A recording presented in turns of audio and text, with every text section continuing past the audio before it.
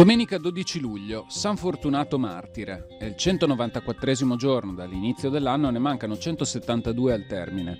Il sole sorge alle 5.34 e tramonta alle 20.58.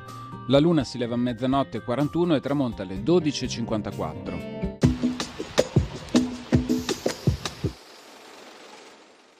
Il governo austriaco mette in vendita a Venezia la gigantesca statua di Napoleone eretta durante l'occupazione francese in Piazza dei Leoncini.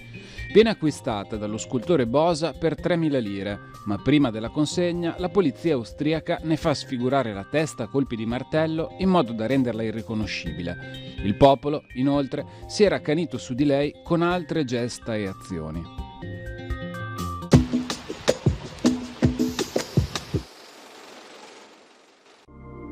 Le previsioni per domani. Cielo sereno o poco nuvoloso per qualche velatura o per modesti cumuli pomeridiani in montagna. Precipitazioni assenti.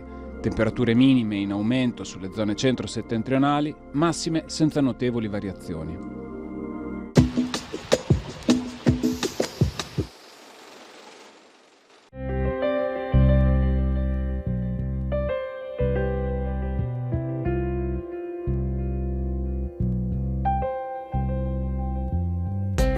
Scendendo lungo la Valsugana, l'importante valle disegnata dal fiume Brente, da sempre cruciale via di transito per chi proviene da Trento e dall'Europa, incontriamo Pove del Grappa, il primo comune ad aprirsi sulla pianura padana.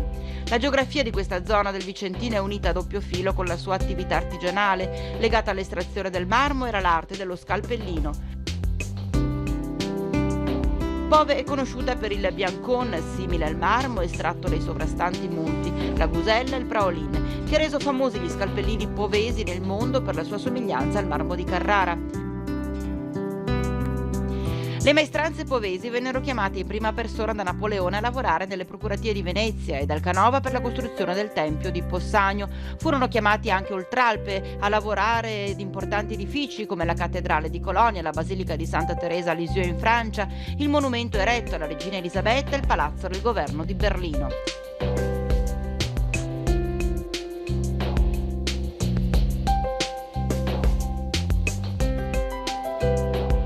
Il museo Antonio Bosa è stato voluto dall'amministrazione comunale di Pove nel 1985 per raccogliere le memorie del mondo artigianale, ormai passato ma ancora vivo, degli scalpellini. Raccoglie studi grafici raffiguranti i lavori degli scalpellini stessi, materiali, attrezzi utilizzati. Modelli, cornicioni, parapetti ed altari sono conservati accanto a scalpelli, martelli, punte, trapani, squadre e compassi, una pendola per alzare il blocco di marmo, un violino per forare il marmo stesso in scultura, matite e ponciotti per aprire il marmo, ramponi per camminare sul ghiaccio, aste, seghe. Nel corso dell'Ottocento l'arte povese assisterà a uno dei rilanci più significativi della storia. Dai suoi laboratori infatti usciranno figure di artisti tra i più rinomati in Europa, Antonio Bosa e Giovanni Fusaro.